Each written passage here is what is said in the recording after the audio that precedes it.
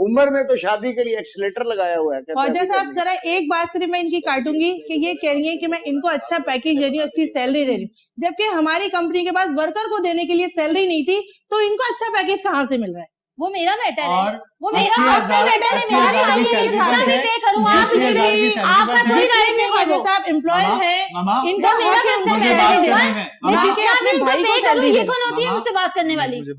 आपका कोई राइट नहीं है। मैं आपको 25,000 दूं या 2500 दूं, आप कोई नहीं होती मुझे बोलने वाली। की सैलरी पर इन्हें रखा गया था, आपको ज्यादा पता है? और इस वक्त वो 1,60,000 तक इनकी सैलरी थी।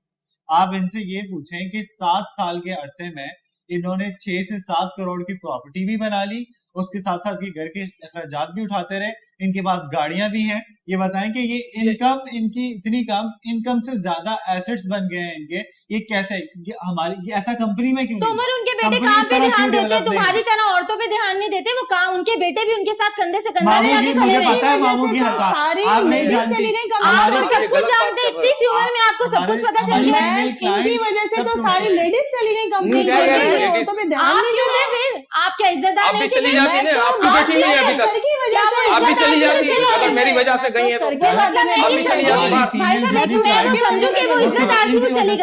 तो आप ही जाए ना फिर।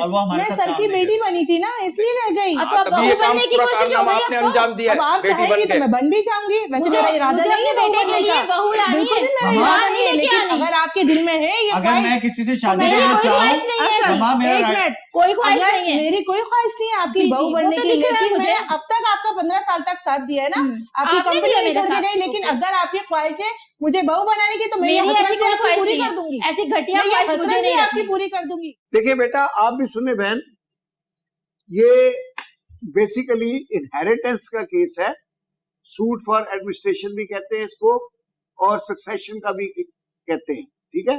जो इमूवेबल प्रॉपर्टीज होती हैं उनके लिए जो है ये सूट फॉर एडमिनिस्ट्रेशन होता है, जैसे फैक्ट्री है, गोदाम है, मकान है।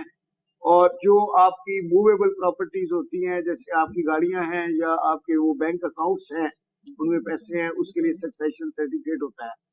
अच्छा, आपके शौहर जब फौत हुए हैं तो आप वाइफ हैं, अकेली वाइफ हैं, 1/8 हिस्सा आपका है, और उसके बाद आपकी 2 बेटियां हैं और 1 बेटा है। तो वो इस्लामी लिहाज से इस तरह से करते हैं कि 2 हिस्से बेटे के हैं और 1-1 हिस्सा बेटी का। तो पहले आपका 1/8 निकाल के उसके बाद ये जो 4 हिस्से होंगे, 1-1 बेटी और 2 हिस्से बेटे के, ये मिलेंगे उस प्रॉपर्टी के जो कि at the time of death आपके हस्बैंड के नाम पे थी। बाकी जो आपने बताया है कि जो प्लॉट है फैक्ट्री का वो आपके नाम पे है, या अगर मकान उन्होंने आपको गिफ्ट कर दिया है, तो वो फिर क्या है कि इस इनहेरिटेंस में नहीं आएगा, ना उसकी वो प्रिलिमिनरी डिग्री बनेगी। वो जो प्रॉपर्टीज हैं वो आपके नाम हैं।